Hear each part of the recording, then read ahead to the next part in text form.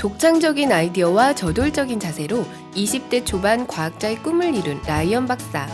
그녀는 열정적인 연구활동으로 벌써부터 많은 성과를 거두고 있었는데, 그런 그녀에게도 단점은 있었으니 자신이 집중한 일 이외에는 도대체 관심을 갖지 않는다는 것. 실험실 안전에 대해 무관심한 그녀의 행동은 늘 위험한 상황을 몰고 다녔습니다. 이러다 자신은 물론 주변 동료에게까지 큰 화를 입힐 수도 있겠네요. 실제로 불의의 연구실 사고로 인해 과학자들이 아까운 생명을 잃는 일이 많이 일어나고 있답니다. 2006년 14건에서 2007년 37건, 2009년 175건 등 우리나라 연구실 사고 역시 지속적인 증가세에 있죠.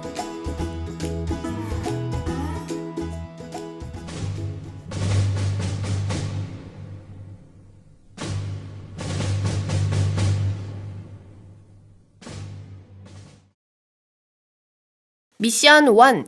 아무거나 섞지 말 것.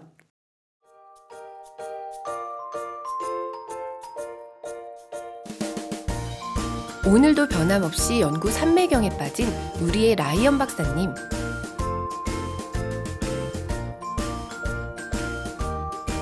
박사님께서 뭐가 잘 안 풀리나 봐요. 설마 저걸? 아, 잠깐! 폭발은 화합물 간에 일어나는 격렬한 반응 과정이에요. 예를 들어 우리 주변의 가장 흔한 물에 나트륨 금속을 섞으면 엄청난 폭발이 일어난답니다. 그 원인은 아주 단순해요. 나트륨은 원자 번호 11번으로 최외각에 한 개의 전자만 존재하죠.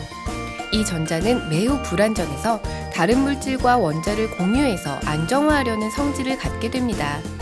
이러한 나트륨이 염소와 만나면 염화나트륨, 즉 소금이라는 안정적인 물질이 되는 것이죠. 그러나 나트륨이 물에 직접 들어가게 되면 물을 분해해 OH기와 결합해서 안정을 찾으려 하죠. 반응식은 다음과 같습니다. 눈치 빠른 친구들은 이미 파악했겠지만 반응 결과물로 수산화나트륨과 수소가스가 발생하게 됩니다. 반응 과정에서 생긴 열은 수소가스가 주변 산소와 결합하는 것을 돕게 되고 결국 엄청난 수소가스 폭발이 일어나게 되는 것이죠. 따라서 화합물을 혼합할 땐 각 화합물의 특성을 충분히 파악한 후 반응 결과물을 예측하며 안전한 실험을 해야 한답니다. 하마터면 큰일 날 뻔했잖아요. 앞으로는 조심해요.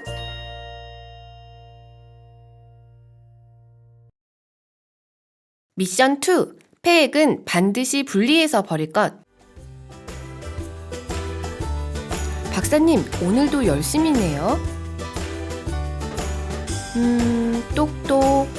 박사님, 오늘은 뭐 만드세요?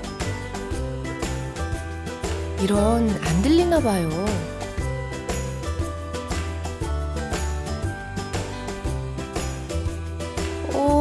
잠깐, 안 돼요! 폐액통은 온갖 씨약이 섞인 또 하나의 반응 장소랍니다. 구분 없이 폐액을 섞었다간 예상치 못한 폭발과 화재가 발생하기도 하죠.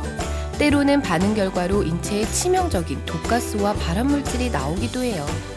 할로겐족 유기용제는 적색통에, 비할로겐족 유기용제는 흰색통에, 산은 검정통, 알칼리는 밤색, 폐유 및 과반응 물질은 황색통에 따로따로 버려야 한답니다.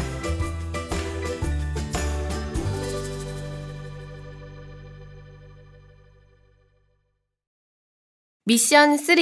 환기는 생명과 건강을 지키는 지름길.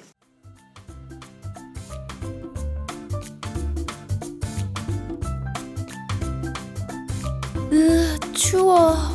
라 박사님 보고 있으니 제가 다 춥네요.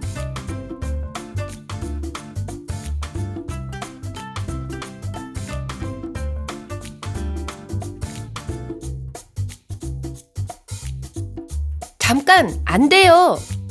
연구실 안에는 온갖 종류의 화합물들이 기체 상태로 떠다닌답니다.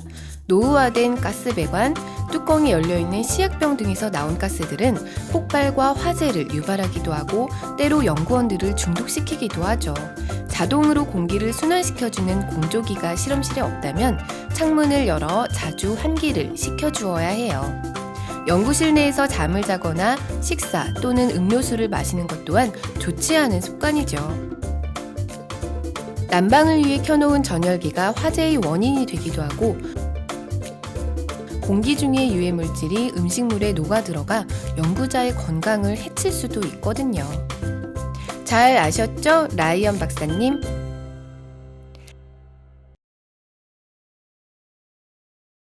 미션 4. 보호장구 착용은 필수.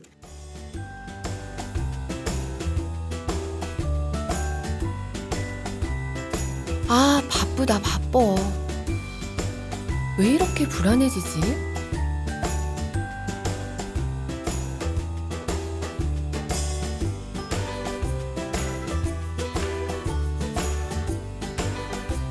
그럼 그렇지. 박사님, 잠깐. 안전하고 간단한 실험은 몰라도 위험한 시약을 다룰 땐 반드시 보호 장구를 갖춰야 해요. 강산, 강알칼리 등과 같이 위험한 시약 등을 다룰 땐 특수 실험복과 특수 장갑, 보호 안경을 착용해야죠. 자칫 치약이 피부에 묻거나 눈에 들어가면 심각한 화상 또는 실명의 위험이 있답니다. 그리고 분진이 발생하는 실험엔 방진 마스크를, 유독가스가 발생하거나 유해물질을 다룰 땐 반드시 방독면을 착용해야 합니다. 그리고 지금처럼 슬리퍼를 신고 실험을 해서도 안 되죠. 실험 도구나 시약 등이 떨어지면 치명적인 부상을 입을 수도 있거든요. 반드시 안전화를 신어야 합니다. 오늘도 중요한 거 하나, 시약을 다룰 때 보호장구 착용은 필수. 아셨죠?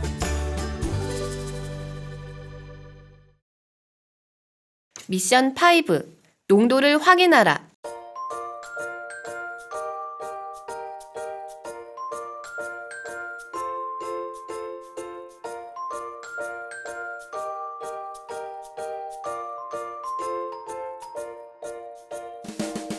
오, 이런 맙소사. 박사님, 잠깐.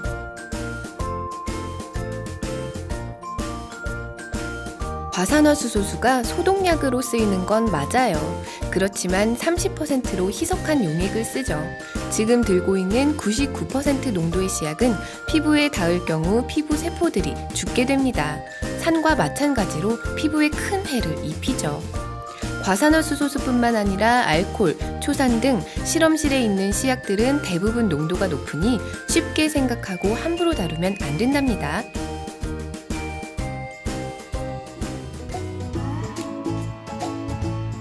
이 외에도 실험실에서는 생각지 못한 사고들이 많이 일어난답니다. 크게 보면 화재, 폭발, 중독, 화상 4가지로 구분할 수 있죠.